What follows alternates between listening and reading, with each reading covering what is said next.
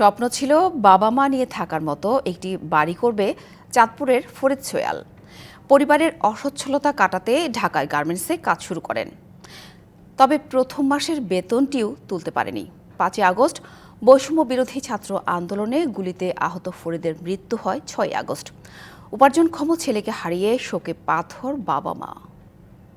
আমার স্বপ্ন ভেঙেছে বহুবার, কারণ একটাই, মধ্যবিত্ত আমার পরিবার। টিকটকে বাবা মা ও সাংসারিক অবস্থা নিয়ে এভাবেই ভিডিও পোস্ট করতেন জুলাই গণ অভ্যুত্থানে নিহত 21 বছর বয়সী ফরিদ সোয়াল। 5 আগস্ট সকালে খাবার খেয়ে মায়ের কাছে বিদায় নিয়ে আন্দোলনে যান ফরিদ। সেখানেই গুলিবিদ্ধ হয় সে। পরে 6 আগস্ট চিকিৎসাধীন অবস্থায় ঢাকা মেডিকেল কলেজ হাসপাতালে মৃত্যুবরণ করে ফরিদ।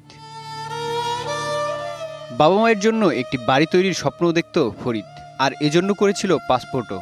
দেশের আন্দোলনে নামলে শহীদ যদি আমি মরি তা শহীদই মরা মরবো। বিদেশে কইছে যাইবো, যাই কইছে আমার বাড়ি করে দিব, ঘর করে দিব, আমার দানা বানা মুক্তি করবো। আল্লাহ মনের শহীদ।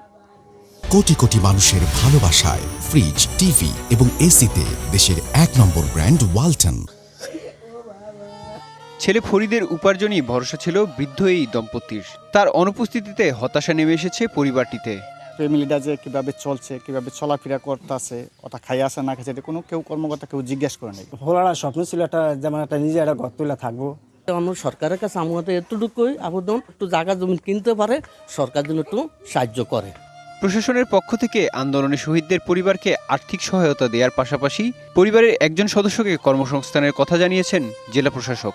তাৎক্ষণিকভাবে জেলা প্রশাসনের পক্ষ থেকে আমরা কিছু আর্থিক সহায়তা এবং খাদ্য সহায়তা দিয়েছি, যাদের সে হয়তো উপার্জনশীল একমাত্র ব্যক্তি ছিল। এইরকম এই পরিবারে যদি অন্য কেউ থাকে তাকে হয়তো একটা কর্ম দেওয়ার আমাদের এরকম একটা প্ল্যান আছে।